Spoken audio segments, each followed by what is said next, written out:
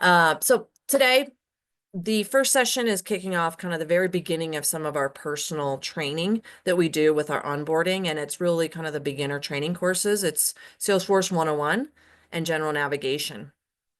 Here's kind of the outline of what we're going to be talking about today. I will say, universally, we're teaching you Salesforce. Benelinx is built on the Salesforce platform. So we need to teach you the language so we can communicate. When I started in the tech side of the industry, having been on the broker side for 25 years, I was like learning the insurance lingo, right? So I have to learn the language of Salesforce. But the good news is, once you know the language of Salesforce, it's universally used all over the world. And so it's really important for us to be able to understand when we're talking through where we are within your org, that when we talk the language that you know and understand where we're guiding you. So general terminology we're going to review today. Some of this is going to be pretty obvious for folks. Some of it might be brand new. We got some new folks that are joining us today. And some of it's going to be a refresher. So it's, again, structurally, we're going to outline the design of Salesforce, some of the language of where we're navigating. I'm going to give you some of those visual cues on where do we need to look. When we start looking at Salesforce or Benelinx for the first time, there's a lot going on. There's a lot of colors. There's a lot of, buttons. So we want to hone in on those visual cues so we can navigate through the system and start understanding what we're looking for and where. I love giving tips and tricks because I kind of learned Salesforce through trial and error. And I learned the hard way and I learned the long way. So I love sharing those tips and tricks so that you don't have to go through that struggle like I did. And some things that I was taught, I like to share that as we go through it. Because again, come from your world, not the tech world. So I've always tell people if I can figure out how to do it, anybody can. Uh, then the next kind of step with that, once we kind of have a general landscape overview, we want to talk about navigation. I will tell you, and I've emphasized this, and I will preach this, that we need to learn how to find the information in the system quickly and effectively, or we will struggle, right? Salesforce is a very large system. A lot of you have a lot of data in the system, right? As your agencies grow, year after year, you're renewing policies, you're creating records, your business is growing, you've got more clients, right? We have plan designs that we load from year to year. The volume of information in the system is going to compoundly grow. And if we can't get to where we need to quickly, right, we're going to struggle. And part of really mastering Salesforce is understanding how to build list views. Okay. Some of us have learned that. Some of us are not as comfortable with that. And we're going to talk a lot about that today. How do I build them? How do I see them? How do I edit them? How do I use them to my benefit? And part of Salesforce is the customizability. It is a dynamic system. So whether we like it or not, we're going to have to learn how. If I'm looking for a particular plan from United Healthcare for 2025, I need to be able to build a list view like that to be able to find it. Okay. As much as we'd like to have all the list views built for us, we need to know how to build our own. Okay. So let's dive right in here. Pivot over. So today I'm going to show you the Benelinx testing org. So this is not any particular client's org. This is our testing org that we use internally. It's a replica of the managed package. Now, again, if you look at this and you're like, this does not look like my org, Salesforce and Benelinx is very flexible. So we may have customized some additional features for you in your particular org that may look different than what you're seeing here. Overall, though, you're going to see some similarities, right? Salesforce looks like Salesforce. And we're going to go through that. I'm just going to grab my notes here so I can follow along my notes. So overall, again, we're going to talk about the general navigation. And again, this is the testing org that we use internally. Kind of left to right, when I talk to folks about when I first log in, and again, we got some brand new users, we got some reoccurring, but I think it's really important to understand when we first log in, the hierarchy of how Salesforce is organized is by application. And you can see here, these dots on the top left, the waffle, call it what you want. Salesforce calls it the app launcher. Benelinx gives out several different applications. The main one that most of you are using is the agency management app. That could be renamed according to your particular org. Commissions for those back-end users, and you may have Conga Composer as well. Some of you have even bought additional Salesforce licenses, and you may even have a sales app, okay? So this is the first and the highest level of order of how we're going to see information in the system. For most of you, you're going to live inside this app. This is the basic management app. This is the service app. This is the meat and potatoes of Benelinx. Some of you are going to be on the sales side, and if we click, toggle over to a different application, it can look very different. The important factor here is this is the first stage of us being able to organize how your information is in Salesforce. So if I go to the sales app, you can see it looks very different than the agency management app that we live in. We get users that email us or call us when they first go in, and they're like, everything is missing, something is really wrong, something is broken. And the first place we look is making sure that you're in the right application, right? So we want to make sure we're defaulted to the agency management app. I can see the name of the app here next to that waffle. So how do I see information? Salespeople need to see sales information, right? Service folks want to see service. Management needs to see all, right? So the different applications really give us the ability to hone in on what records do we want visible. Remembering, though, that Salesforce is one system. So whether I'm in the sales app or the agency management app, we still have visibility to see the same information, potentially, depending on how we organize it. Okay. Overall, then, the very top, we have what Salesforce calls the navigation bar. Couple things about those visual cues I was mentioning. Okay, Salesforce tries to have us hone in on where we're looking in the system, and first and foremost by highlighting where we're at in the system. As you start clicking through and you start looking at different records in the system, right, it tells us where we're at. And a lot of times we go in and we think we're in one place and we end up in a totally different place. I was looking at plans there, and you can see I accidentally clicked on the account name of Kaiser, and it took me to accounts. So visually understanding that, not only is the navigation bar important for us to know all the different features, but it also tells us where we're at within the system. That's kind of our first visual cue. Navigation bar gives us all the core features that we provide you. It's not all of the features. There's so many features in Salesforce. Some of them are a little bit more peripheral to then our real heavy focus within Benelinx, like emails or campaigns or our calendar or even our tasks. Those are additional features, and you don't see them here on our navigation bar.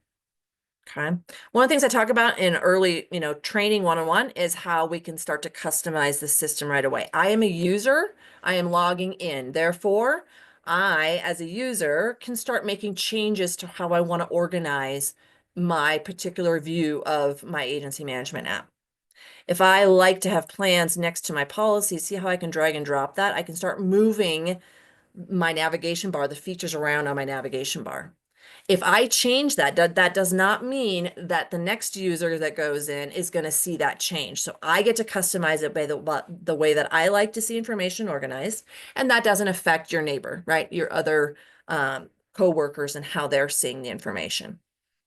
So right away, start moving stuff around, right? How do I like it organized? Which order do I like it? I'm a very, linear person. So I like things side by side. I can move those around. Navigation bar, like I said, shows us all the different features that are the core of Benelinx. And then we have some of our general buttons at the top right we're not going to talk about today. We'll talk about that at later sessions. But that little go away. What I do want to mention is that as I talked about, there are some features that are not visible here. Every single user is able to add some additional features if they choose to. So talked again about visual cues and icons. The pencil is a really important icon to know that when I see the pencil, that means I can edit. I see the pencil on the page. I can see the pencil up here on the far right. Give it a moment because usually my face is in the way with Zoom. So if you want to pivot away from having the visual bar up there, you can see that pencil. And anywhere on the page, you can see the pencils. The pencil is universally used throughout Salesforce to tell us we have the editing ability. So very quickly on my navigation bar, if I wanted to add, let's say, tasks, or I wanted to add email templates, let's say, which is kind of a peripheral feature, I can go into that navigation bar. I can go add more items, go to all, talk about favorites later. and I start typing in, or I can go down alphabetically and I can simply add that feature to my navigation bar. Okay. These are simple things, but we get lots and lots of service questions about these simple things. And this is why we're bringing them up again. As we go through training, we want to remind folks about how dynamic it is. And I can add now and remove those additional features from my navigation bar. Took me a long time to get comfortable with that. As a, as a non-technical person, I got used to it and I really like it now because I can add certain features to my navigation bar. If I'm going into my org, let's say to create a bunch of email templates, I'll add information, I'll add those features, and then I remove them when I'm done, and it kind of keeps my visual kind of navigation bar nice and clean. So add and remove them as you wish. And again, the visual cue of the pencil. Okay. We talked about the app. Okay. Depending on what app I'm in, I'm going to see different features here. I showed you the service app and it was a whole bunch of other features. Okay. In addition to that, then the hierarchy of how things are organized is then these particular tabs we call in Salesforce objects. They're big categories of information, right? Accounts versus contacts. Accounts are going to be our business details, like our address. So go down here, we can see address in some areas. Let me go back to my Bob's Bakery. Contacts, intuitively, we probably understand that's people information. That's my date of birth. That's my email address, right? Information about contacts, policies, plans, etc. These are objects. So the hierarchy goes our application or apps, then our objects, right? Categories of information. Within each one of these objects, then we have records. If I go to my accounts, I can see then the different records and then different record types, right? So these are different records that we're going to look at. It's starting to look like an Excel spreadsheet, right? If we think about Excel, we're all probably very, very, very good at Excel, coming from our industry, kind of have to be to survive. But this is like our rows and columns, right? And we can actually sort those rows dynamically when we're on what we call this list view, and I can see these records. If I open up a record, then we can see the field. So this is the most granular, right? So we go from our application to our objects, to our records, to our fields. That's the hierarchy of how we're organizing all your information. And then within these fields, right, as you can see, this is where your data lives. So as we go and update records, which we'll have a session on that, and create new records, we're going to put our client information into these fields. Okay. I'm inside a business client account as an example right now, and I talked about visual cues. I'm in an account and I'm inside an actual record called Bob's Bakery. The other visual cue I want to highlight is I'm also now inside this record. I'm in the details area of this record, and I can see the related records to Bob's Bakery. So you can see it's highlighted and then underlined. So again, visually seeing where am I at in the system. If I go to the contacts, these are the contacts only that are attached to Bob's Bakery. So these are called related records. If I go to policies, these are going to be the policies only related to Bob's Bakery. Okay. So we talked about highlight, underline, right? I'm in the related list to Bob's Bakery. I can see all the policies in force, pending, terminated, etc. So understanding how we kind of visually look at the pages and how everything is organized. Over here to the right, I call this the activity center, right? This is where we have tasks. We have I can push emails into the system. I can send emails out. I have our own actions objects. I have files and notes. Every Salesforce record gives us the ability to drag and drop files and add our own notes as well. So kind of two sections of related records, okay? Again, getting comfortable with. These are all the related records to Bob's Bakery. Okay.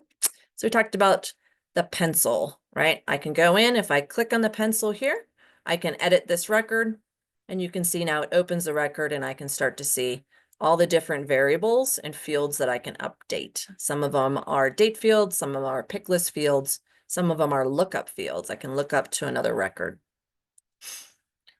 When I explain kind of 101 with our kind of personal onboarding, we talk a lot about there's a lot of ways to get to the information you're looking for in Salesforce, and there's a lot of different ways to get there. It's not the wrong way, it's just different, right? So if I clicked on the pencil here, for example, I'm opening this record.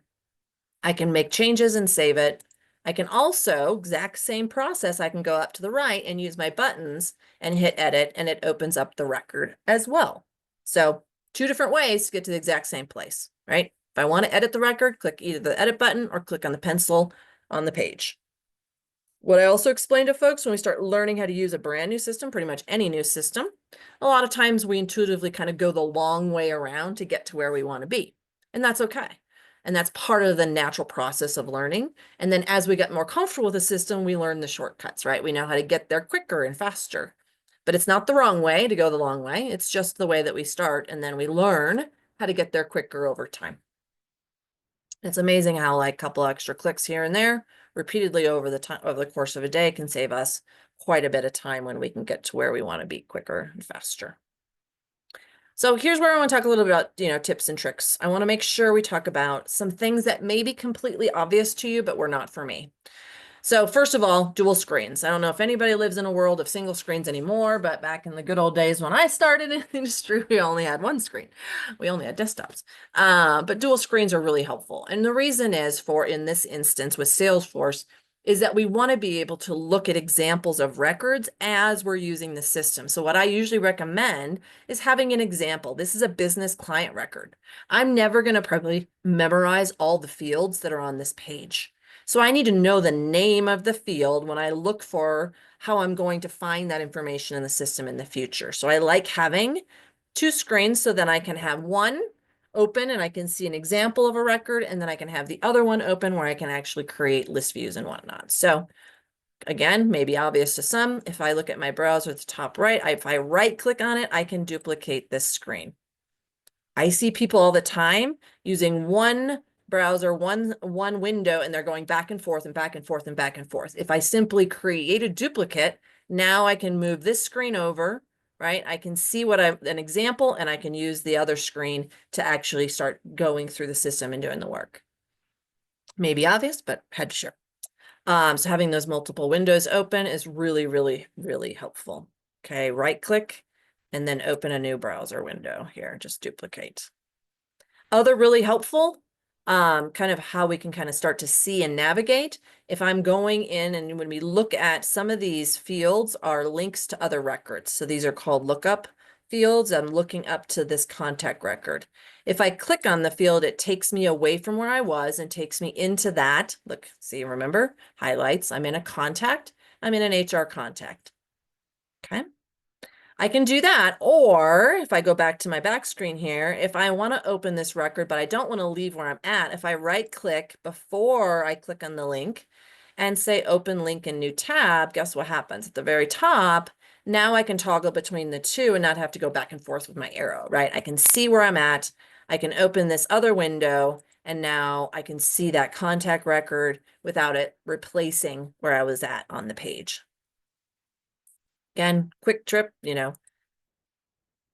tips for us to be able to use the system, and again, getting the information I need, seeing it without having to use the back and forth and kind of replacing where I was.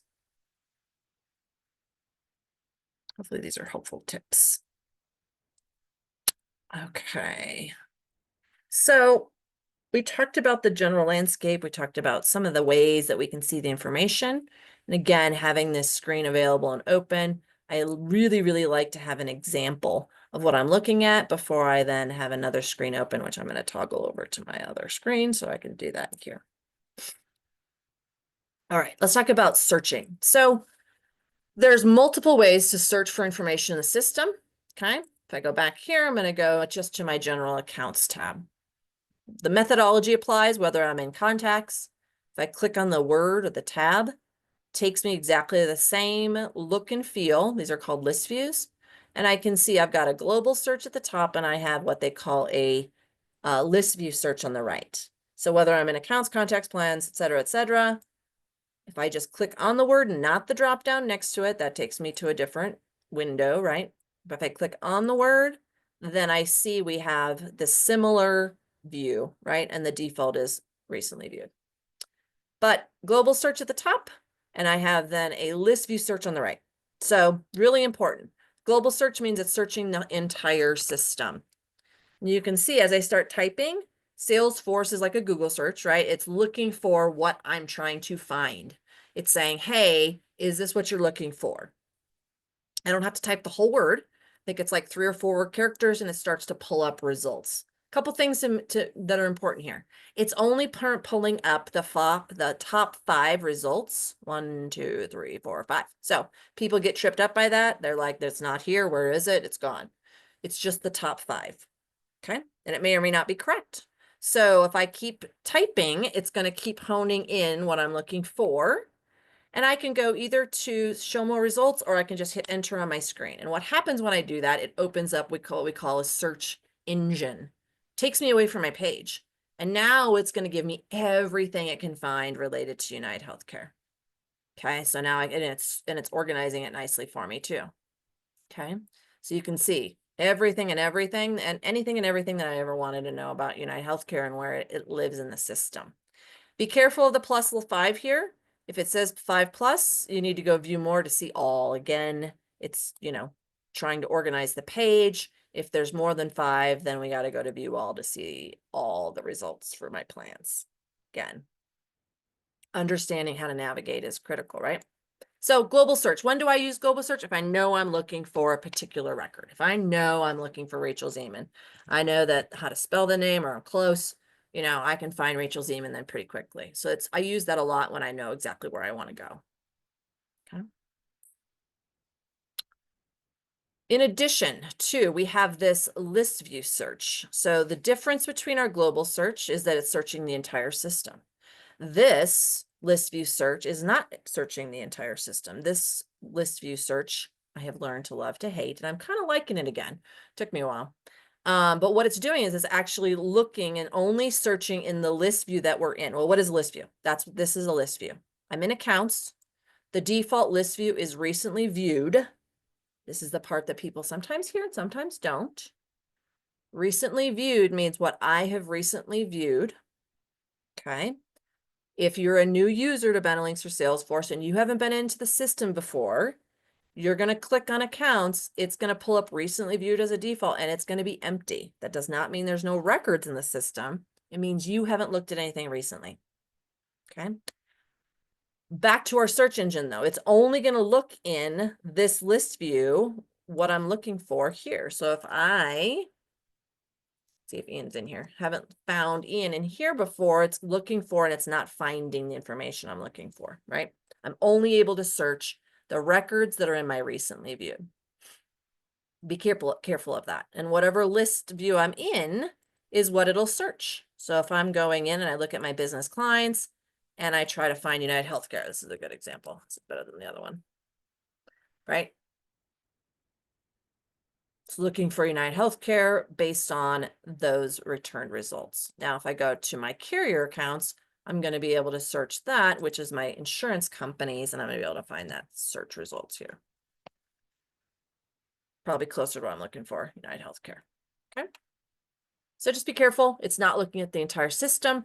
It's literally looking at the list view that I'm in. And as you noticed, how do I change the list view options? It's the drop down next to the default. List views are really, really important. Because what it is just a filter, right? When we think of an Excel spreadsheet, we have all of our clients on an Excel spreadsheet. This is filtering out. Maybe I only want to see my in-force clients instead of my term. When you think about an Excel spreadsheet, we go up, we create a filter, we say, yep, I only want to see my type equals in-force, and all of a sudden that list of 500 goes down to, 250, because I've got both my in-force and my term clients on my spreadsheet, just like you would here. So it's a filter. Okay, that's what list views are. We're able to sort and filter and take the full list of all accounts in this example and narrow them down to a much smaller list, a much more manageable list.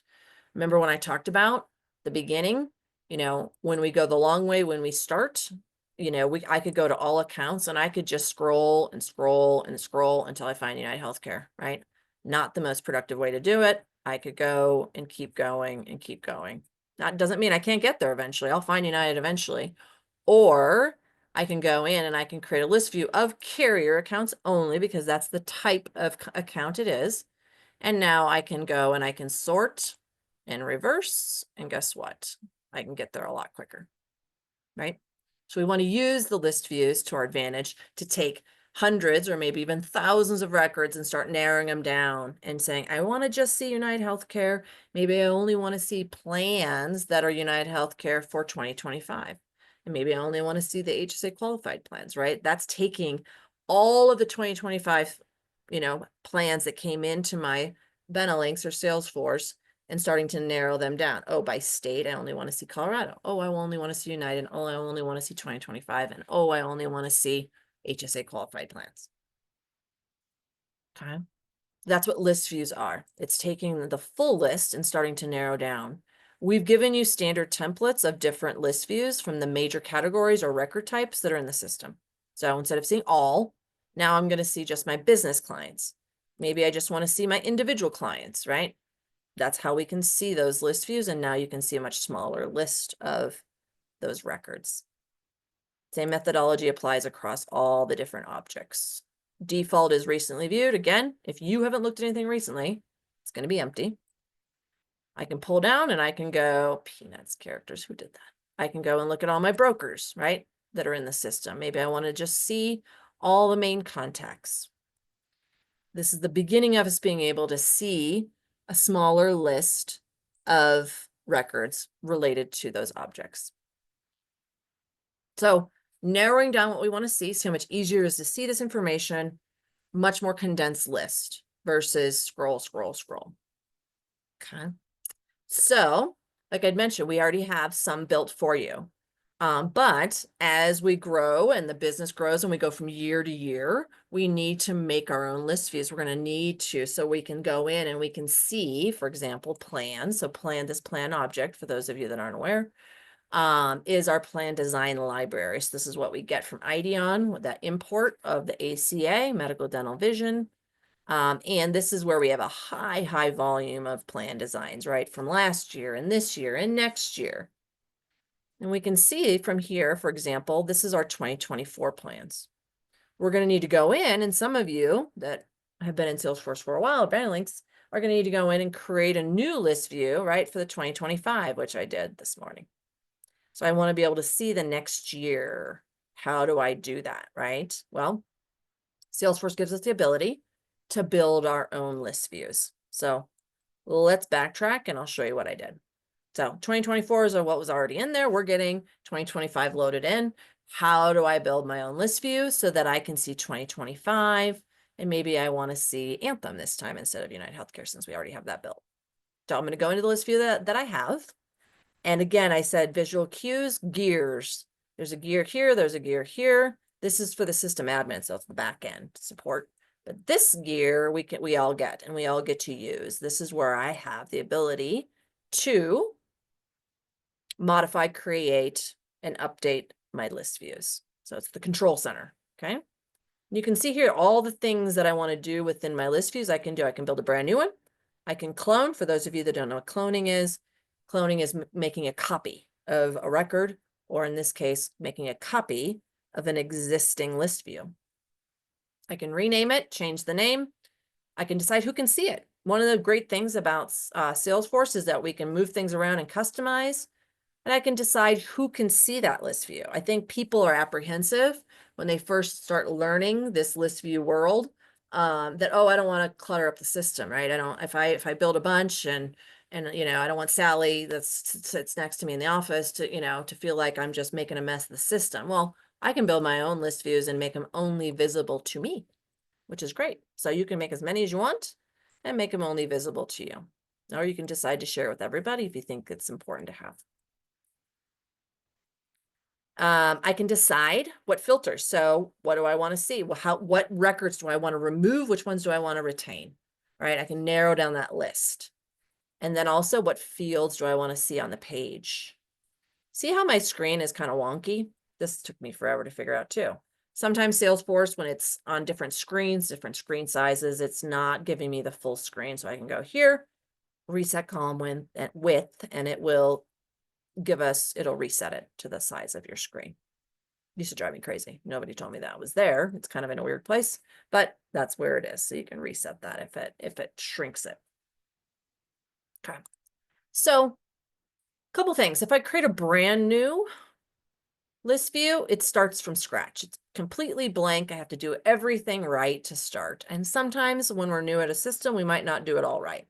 So what I recommend and what we're going to do here is I'm going to find a list view that I really like, and I'm going to clone it, which gets me kind of halfway there, right? So I don't have to start from the ground up. So I'm going to take this list view, I'm going to go over here and I'm going to clone it. What that does, makes a copy. It tells you, copy of. So first thing I need to do is rename it. Let's do 2025. And I'm going to make an additional list, add to it, and we're going to put an anthem here. So I'm only going to go and find my 2025 medical plans that are the carrier being Anthem. Long story short, Salesforce has two different ways to label fields. One's the front end, the one's the back end, and it's a brilliant actually way for them to allow us to change the way you guys see fields, but the code on the back end controls it with this API. Can be a little frustrating as a new user because it looks like it's a duplicate, but there's a lot of really important value to have kind of this back end name versus the front end. I'm going to let everybody see this list view. So I hit save, and all I've done at this point is rename it. I haven't done anything else. It's not doing anything new for me. All I did was copy the old one, which was 2024, and then renamed it. So I have to do more than just rename it, right? Otherwise, what happens is this label does not match the records. I preach this also in the kind of the onboarding. Label has to match the filter. If the label doesn't match the filter, the next time I go in and I think I'm looking at 2025 plans, guess what?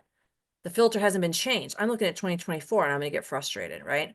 Make sure the label matches the filter always, in as much detail as you can. So now, because I cloned it, I renamed it. Now I got to change the filter so it matches my label. So I need to go in, plan year equals, and I got to find 2025. Uncheck 2024, check 2025. In addition, I also just want Anthem, the carrier Anthem. So I have to add a filter. So this is where we start getting a little bit technical that took me a while to get comfortable with. I have to have a field. Remember, I told you to have dual screens, open up a record, right? I'm going to do that right now so I can look at it. I'm going to open it in a new tab so we can see it. What's the name of the carrier field? I do not know. So let's go look at it. So I opened a plan.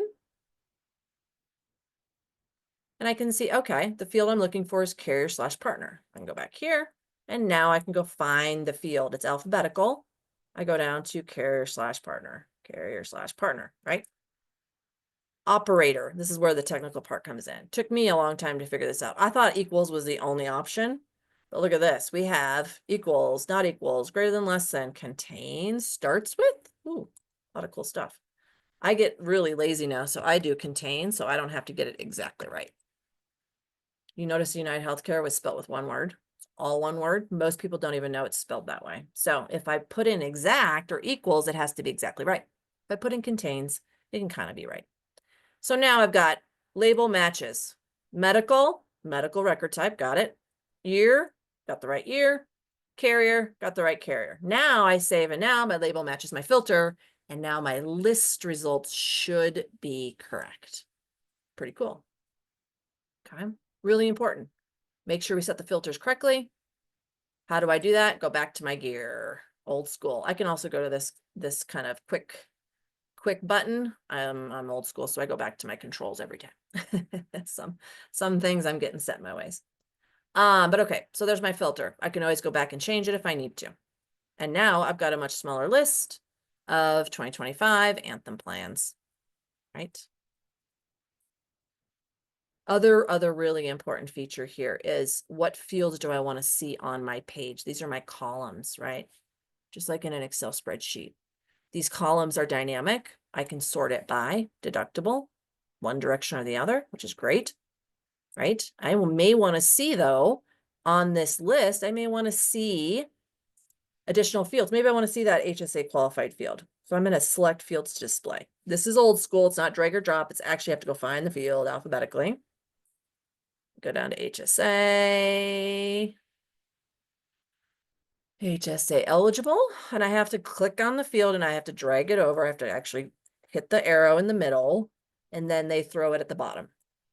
So I have to, if I want it in the middle of the page, which I usually do, I always like my fields kind of centered on the page. I have to actually then click it again and move it up on the page, and that then that will organize it where I want it on that page. When I hit save, now we'll see that HSA eligible field. Okay. If I go back and forth, I can see if any of these boxes are checked. Oh, we do have some HSA qualified plans. Great. And again, all this data, high volume, comes over with our nightly sync from IDEON. So this is where we have a lot of information that comes over. And each night, this sync is actually loading more and more 2025 plans as they're released by the carriers, which is great because we don't have to build these. So that's kind of how to build list views 101, getting into that gear, right? Deciding what the filters are, deciding what fields we want to see, deciding who gets to see them. Maybe I named it incorrectly. I can go in and rename it. It allows me to change the name, right? And I can build a brand new one or clone. And I always recommend as new users, even novice users, I get, again, kind of lazy. I clone more than I build new because I have to build it from the ground up. And if I'm done and I don't want it again, and or I made a mistake, I can just go in and delete it. I always, always, always recommend for users, when we have our default list views built, you can see, right? We have some already. Everybody gets some of our default list views. I always recommend leaving those intact, right? We want to always be able to go back to the original. So if I wanted to create a business list view and maybe only see my in-force, instead of just going into this list view and editing it, let's clone them. Keep the originals, clone away, build your own as many times as you want, because then I'm not overwriting the one that's there right now, right? So leave the ones that are there, clone what you want, build your own, right? And leave the ones there for everybody else. Try not to create new filters on those. I've seen it a million times where I go in and I'm like, this is not business client accounts. Right? And then we have to go and reset those filters. Now that I've cloned it, now I can set my filters accordingly. Other important point though, I just mentioned this, I want to say it again. If I go into my org and I go into a business client account or go into one of these list views and it doesn't look right, something is missing. We get those service calls all the time. Ashley will concur. First place we look, does the label match the filter, right? And just go into the filters and make sure they're set correctly. Like technically this one's not, right? It should just be all my business clients. Look at that. The label should match the filter. So check it and update it, right? If somebody accidentally went in and adjusted it, and it's off. A couple things about list views. Recently viewed, like I said, is going to be the default. If that drives you nuts, which as a new user, it usually does, because you don't have anything on your list view page because you haven't looked at anything yet or not much. You can actually then change the list view and then you can pin it, which allows you then to set this one. So if I go away from my accounts and I go back where the recently viewed was the default because I pinned the business client, now see, it doesn't take me back to that recently viewed. And again, love-hate relationship with recently viewed, but you'll learn to love it because it gets you back there quickly. But you get to decide, just pin it. And again, everything I'm explaining applies to every object. I can do the same thing under my contacts, my policies, etc.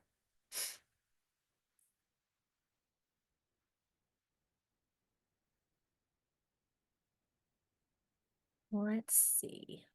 We talked about pinning. We talked about creating our new list views, keeping the originals intact, right? Oh, lastly, very important, very, very important. How do I edit? So why do I preach about list views and why are they so important?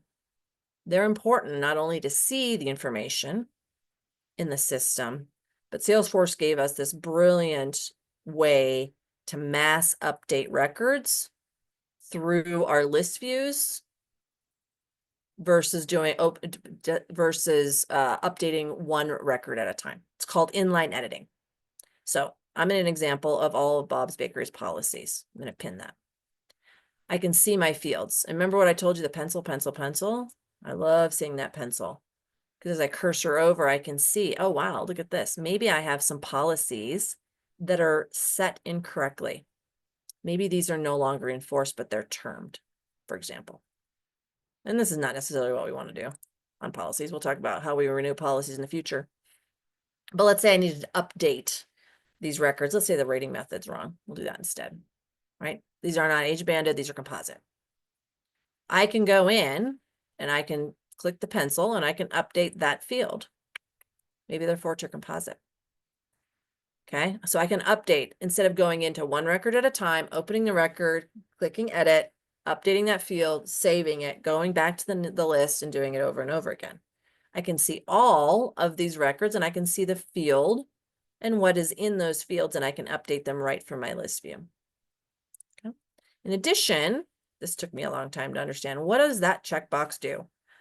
It's selecting the records. So if I go and select all, right, I can select all, and it selects the first set up to 50, I believe.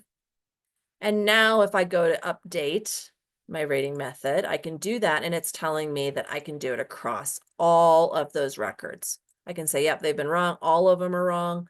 I say update, hit apply. Salesforce does a really good job of asking us 100 times, are you sure? Are you sure? Are you sure? Which sometimes is a really good thing. So I actually haven't updated those records until I hit save at the bottom, which I won't do. How do I select multiple records? I have to select the records with the checkbox on the side. I can also just update one at a time. So I cancel this. What if I just wanted to update one here and I say this is pending. This one's also pending. I can still update. See how much faster this is to update the information without going in one record at a time. And now I can hit save and it's going to update those fields. So list views are so powerful. How do I take thousands of records and narrow them down to 100 or 2 or 20, right? Narrow down that scope from all of 2025 plans to just Colorado plans, to just medical, to just Anthem, much smaller list. In addition, list views are a great way to audit. What's missing? We missed some things here. What do we need to fill in? How do I then also update? Maybe we've got some things wrong in the system, right? I can go in and I can update records, multiple records at once with the power of the list views. So if you think I'm crazy, because list views are important, they are really, really powerful. The alternative is to scroll.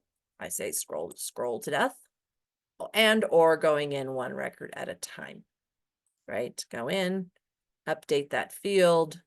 Where's my field that I want to update, right? Hit save and go to the next record. So really important for us to be able to understand how do we narrow down the records we want to see, finding where they are, narrowing down the options that we want to look at, making sure we have the right information in the right places, right? We can audit with these list views, and I can mass update with these list views as well. Anywhere in the system, I can do that. So super important for us to understand how to use that. And it's kind of like I explained to folks too, when we're new to a system, and Salesforce is kind of unique with this list view concept. It's like building a report. We have reporting capabilities here, right?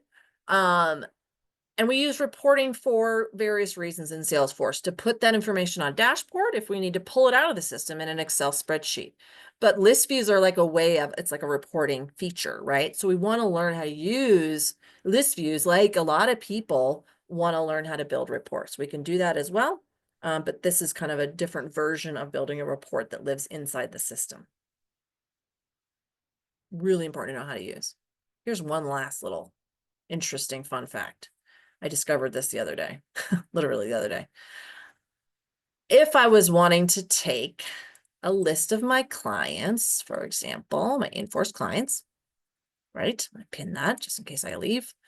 And I want to take in, and I want that information out of the system. I want to take that and I want it in Excel. I can build a report, but if I literally just want a list of these enforced accounts to put in Excel, see this a button here called printable view. I can go here. It's going to give me a printable view of it. I can decide how many records I want to see, maybe if there's all. And if I go and copy this entire list, and I can actually put it, copy and go in Excel, and I can copy it right into Excel. Super easy, didn't have to build a report. And it organizes them beautifully in an Excel spreadsheet. So quick, right? That's the goal, is the quick, easy way. If this is what I want, why would I go spend the time building a whole entire report when I can just take this list view, copy it, paste it in Excel, and there you go. I got what I needed. Show you what that looks like here. I just figured this out the other day. It's crazy. So see how that nicely organized it for me? I've got everything in the right columns. And now I can go in and I can do whatever I needed to if I needed it out of the system in Excel very quickly, right? Beautiful. Isn't that great? All right, so we are close to being done with time. I haven't checked in because I've been talking too much, so I don't know where we're at with questions. I'll let. We have a good question, Rachel. What do you do if you're trying to mass update and it won't let you? What do we have to filter down to? Very good question. So let me explain it this way.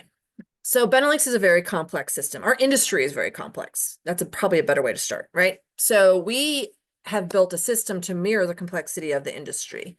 And as a result, we have a lot of different record types, they're called. So if I'm in an account, if I open up to create a new account, it's going to ask me what type of record is this account. And because of the complexity of our industry and the complexity of our system as a result, we have to be, for us to be able to see that pencil, right? And to do that inline editing, you'll notice the first filter is defining that record type.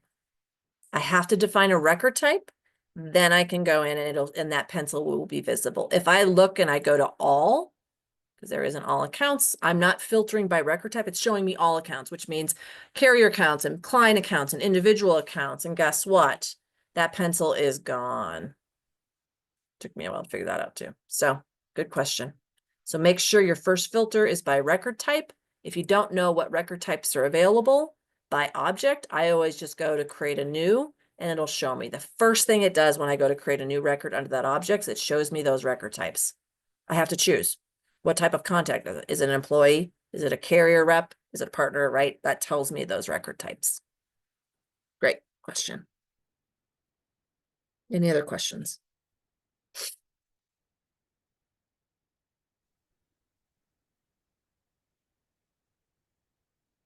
We don't have any others right now. That's great. So hopefully this was helpful. And again, hopefully you see the value of understanding how to build list views. I will be completely honest, when we first started training, we didn't emphasize it as much as I do now. So some of my earlier clients probably didn't get harped on as much as my more current, newer clients about the value of understanding how to use list views to your benefit, right? To see information, to modify the data, right? To be able to even export some of those general lists out of the system with that printable view, which is a great feature. Anything else that you two can think of that I missed?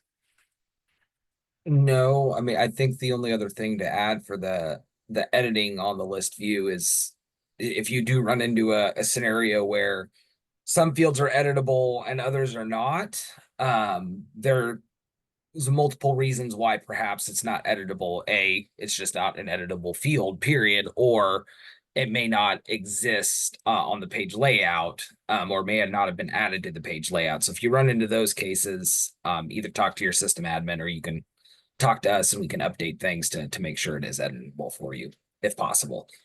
Yeah, always ask questions, right? Yeah. There's thousands of fields in our system. Some of them we use, some of them we don't use, right?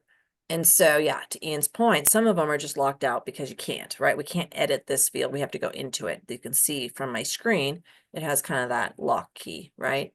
But every once in a while, something gets missed on putting it on a page layout. And if you think it should be editable, reach out and let us know and we'll let you know and we'll clarify. So it never hurts to ask. Yeah. But most of the fields you can see, you know, as I cursor around, that they are editable. And I know that from that pencil. Yep. Yeah, I thought I'd mention that. So someone, a week from now is like, well, Rachel said if I did this, I could do this. Why can't I? So Mhm. trying to be proactive. Yeah, there's certain fields that have limitations. Again, getting comfortable and starting to get kind of the technical brain of understanding, with these filters. And to me, the hardest part is figuring out this kind of operator, right? What do I want to see? Do I want it to be including, equal to, greater than? Just learning kind of how to think like a developer, which I'm still not there. But understanding how we can start to sort and filter, is part of just the learning process. Okie dokie. Let's wrap it up here then. We'll give you guys a few minutes back. So I had mentioned that we're going to continue with these trainings. They're recorded. We'll clean them up. We'll have them available. Got a lot of new cool stuff coming in 2025. I can't even share yet, but a lot of great stuff. One of them being this, where we're going to be doing some more formal training, that is going to be universally available to all users, new people that need a refresher, etc. So with that, next Tuesday, we're going to continue the trend, same time, same place. And we're going to be talking about the Outlook email integration. So Outlook/Gmail, most of our users have Outlook. Gmail applies the same. We do set that up during our onboarding. But for those folks that didn't get the first round of training, right, or need a refresher, want to ask some more questions about how that feature works, there's a lot of components. It's not just about pushing emails into the Salesforce system. We can create records. We can add tasks. It's a lot of cool stuff we can do. We will go through that next Tuesday. In addition, this is really important to system admins. We were notified by Salesforce, you probably got an email from them, that there is a mandatory update that is going to be required on the Outlook side, not the Salesforce side. So there's going to be, as an admin to your Outlook software, if it's you or if you have an IT company that manages it, there is some required updates that are going to be made for you to continue to use the Outlook integration coming up quite soon in January. So I'm going to do it myself so I can walk you through that hopefully next week and show you what needs to happen, but it's not anything that happens inside of Salesforce or Benelinx. It has to happen in your admin settings in Outlook. And it is going to be a requirement to continue to use the feature. So we're going to talk about that next week. So for those folks that are like seasoned in the Outlook integration, you may want to join just to learn more about that. We will be sending out some more communication via email about that, but I'm going to take a look at our own Benelinx and see if I can figure out how to do it, so we can walk you through that as well next week. The invite will be going out right after this call. And again, we're making modifications to our invites. We got a lot of questions from the first invite about who can attend, and it's just any and all Benelinx users. So this is not just for the system admin. So if you have folks that are on your team or in your agency that you would love to have join and participate and listen and learn, please send them the invite. It does require registration. So just be aware of that. All right. That's a wrap. Anything else from the panel? Just if they have questions, they can email support@benelinx.com. Thank you. Sorry, I do have one more slide. Thank you for that. So last but not least, actually, so our support team is growing. We're getting more and more people on the Benelinx side. If you are traditionally sending emails to Rachel Zeman, me, or Ian, or even Ashlyn, we highly encourage you to also include the support email. The reason being is we do exactly the same things that our Benelinx system does. We have a ticketing system. And the likelihood that you're going to get a quicker response is much greater if you include the support email. We have a round robin approach internally. We have people that will pick those up. If I'm on a call or I'm doing a webinar and you send it to me, it's going to be at least an hour before I get back to you and maybe the end of the day. And so we want to centralize that communication. We want to make sure you're getting the support you need very, very quickly. And by including that support email, that'll help shorten the timeline to get back to you. I know it's fourth quarter. I know people are busy. I know there's really important things that the system needs to do. And so we're very aware of that. And so we're working very hard to make sure that especially around quoting, plan design, questions that are imperative for you to get ready to go to your client meetings, that we get you that right away. So always a good reminder to send that to support at. All righty. Thank you guys. Have a wonderful day, and we'll see you next week. Take care, everybody. Thanks. Bye-bye.